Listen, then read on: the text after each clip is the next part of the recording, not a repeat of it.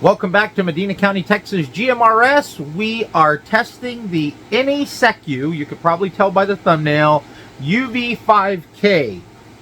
This is sold under a few different names. These are the ones I bought, 29 bucks and some change on Amazon. Let's give it a test and see if it is the answer to the UV-5R. About the same price, loaded with features. Let's see what's good and what ain't so good. Let's get turned around.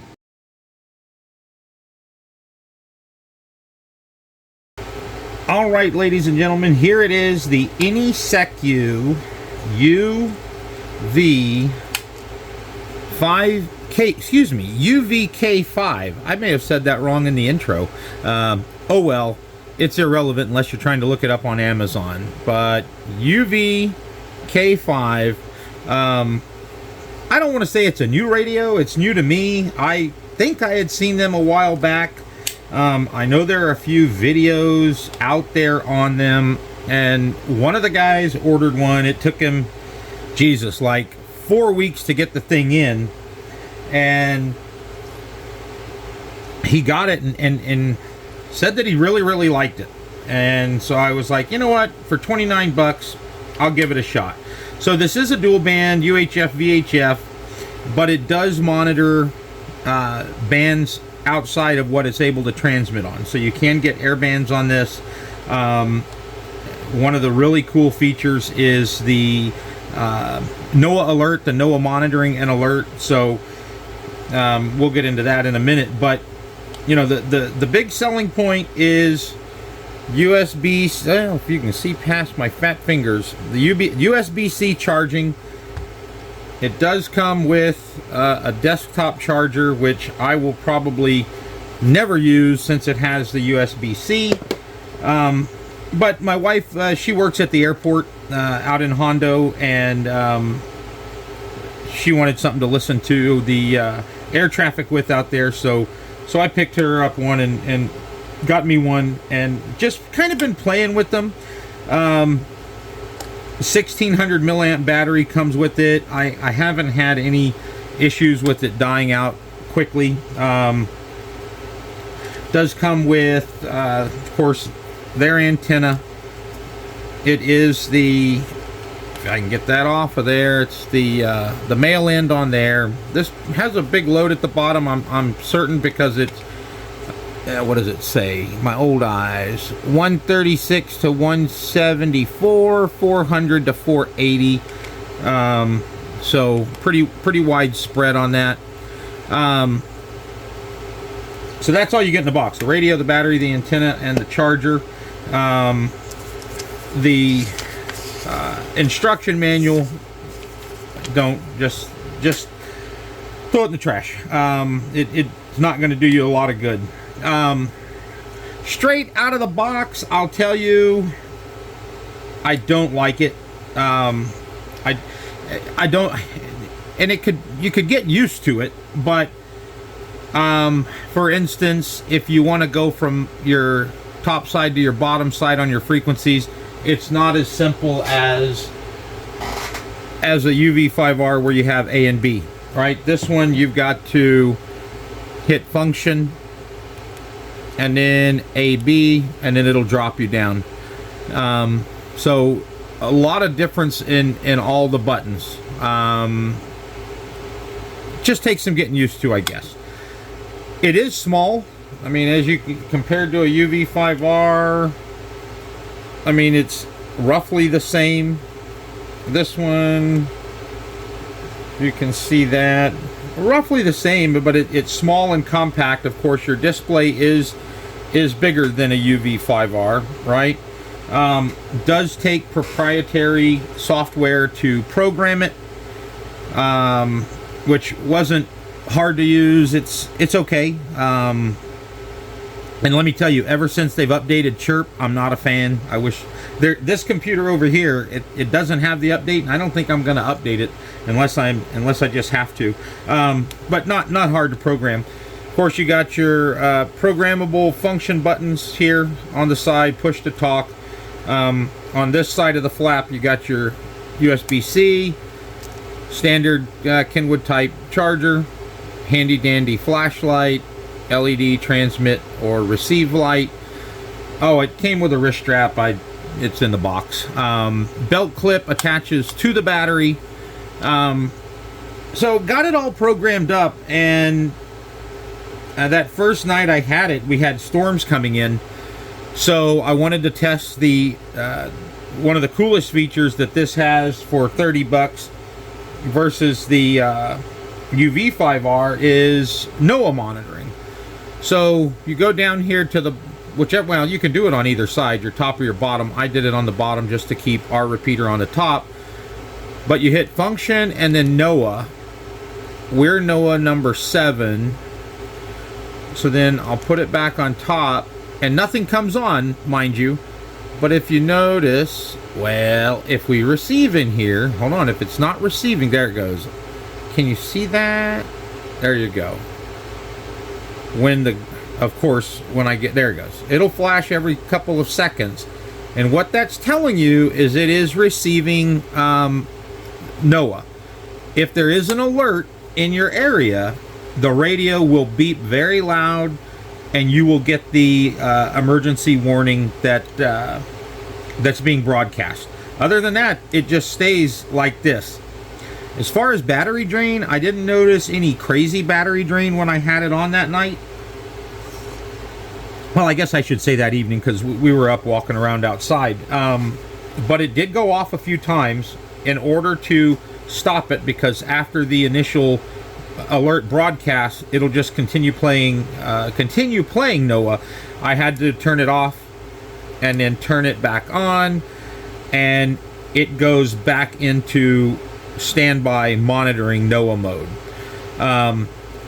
So really, really cool. So any of you guys that live in severe weather areas and you have a UV-K5 but would like to upgrade it for about the same cost, this is the way to go.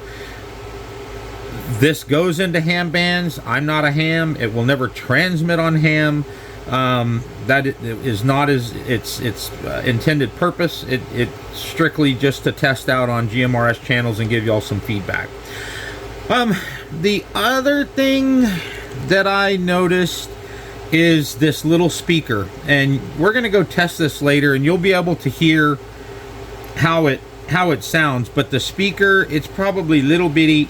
To me, it's very high pitched, and it's almost ear piercing at times. So and as I get older, my ears aren't as good, and I'm not digging the speaker. I get it, it's $29, right? I mean, what the hell more could you ask for? But I'm just telling you, if you can't stand high-pitched noises, and you'll be able to see, like I said, you'll be able to see in the video that we're going to post here soon of us testing it out. This does have radio to radio programming, if I'm not mistaken. I haven't done it, I haven't needed to, because I use the computer, but you can transmit one channel at a time from radio to radio. So another cool feature of these guys. I had my Wuxun high gain GMRS antenna on here for a while. Didn't notice that much of a difference. You'll hear when we do the range test that this antenna is not bad by any stretch of the imagination. Once again, for 25 bucks, it's kind of hard to beat. The keys are spaced a little closer. My fat sausage fingers, it's a little harder to maneuver around. But once again, it's not like I paid $200 for this thing. It's 29 bucks to test, right? It took my buddy about 4 weeks to get in. I think it took mine maybe just under 4 weeks. They're coming straight from Wuhan, so keep that in mind. Paid for these with my own money, just in case you're wondering. I guess the other funky thing, to get it out of weather mode, you've got to function, drop it down to the bottom. So we're on the bottom side. You got to hit VFO, well, function VFO. You just can't hit VFO. Why are you giving me a hard time during this video? Why are you not working right? I've done this a million times. Of course, it's not going to work for me right now. Interesting. So to get it... Oh, here's the other thing. That backlight does not stay on. The most you can program the backlight for is 5 seconds. Kind of not digging that. Why? And I'm not going to edit this part out, but these are some of the little quirks and headaches that I've had from this little radio. Exit, exit, exit. Okay, it put me in VFO there.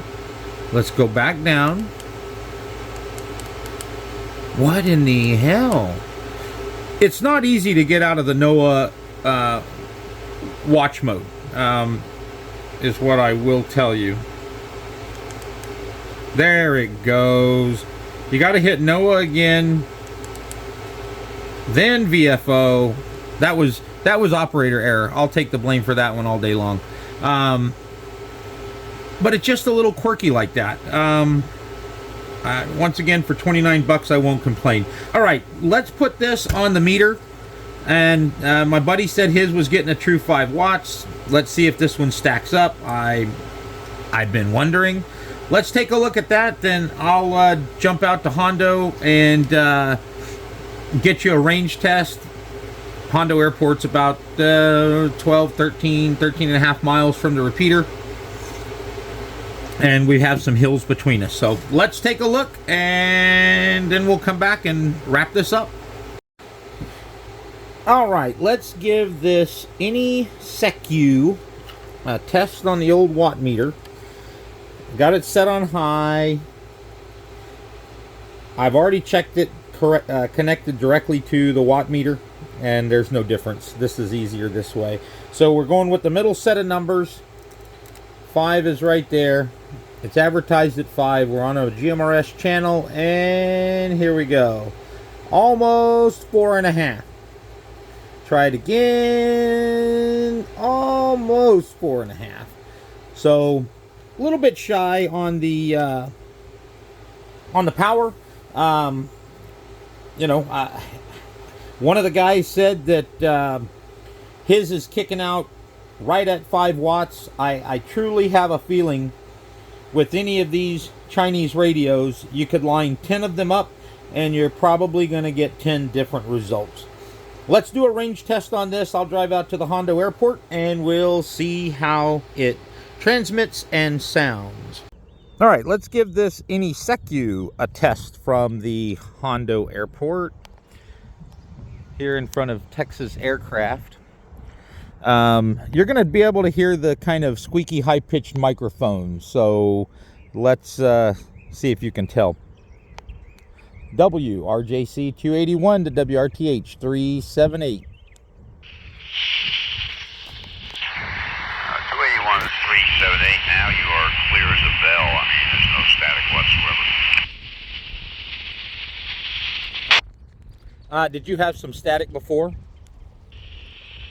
Just a little bit, not much. You're still totally readable. Okay, cool. Just testing out the Anysecu. Can you give me a 5 count up and down? I just want everybody to be able to hear kind of the high-pitched speaker on this thing. 4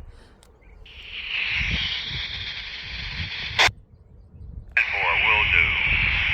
1, 2, 3, 4, 5, 4, 3, 2, 1.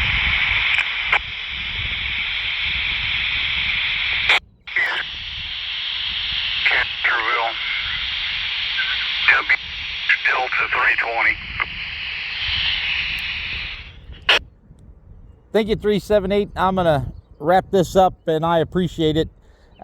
George, I heard you in there. I'm going to jump off real fast, but I'll leave you at 378. WRJC 281, I'll be standing by.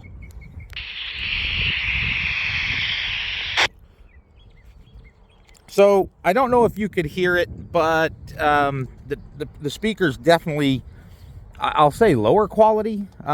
It's definitely different than, oh, well, there goes the Google Street View car. He's recording us. Let's record him. Just kidding. It's weird to see them way out here. But you can tell the difference in the quality of the speaker. It's very high pitched and sometimes almost ear piercing. So keep that in mind before you go and pick one up. Let's get back to the shack and finish the review on this. Well, there you have it. If you're on a budget, need a GMRS radio, something to listen on, right? Even if you don't transmit, this would still be a great option. Who should buy it? If you're not that technical, don't get this one. Once again, the buttons are a little harder to use. It does take the proprietary software, which I guess if you can do chirp, you can probably do it. It's just laid out a little bit differently.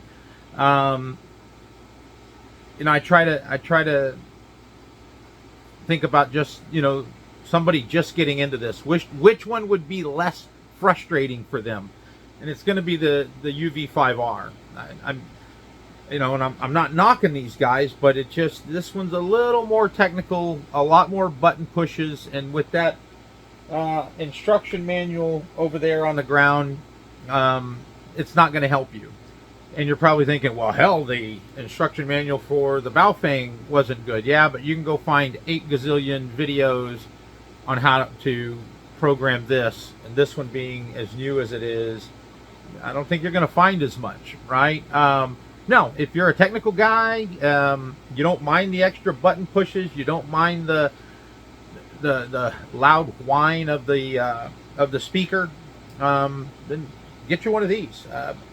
I'll use it, especially because of the Noaa Alert, which, the GMRS Pro, BTEC GMRS Pro has that as well.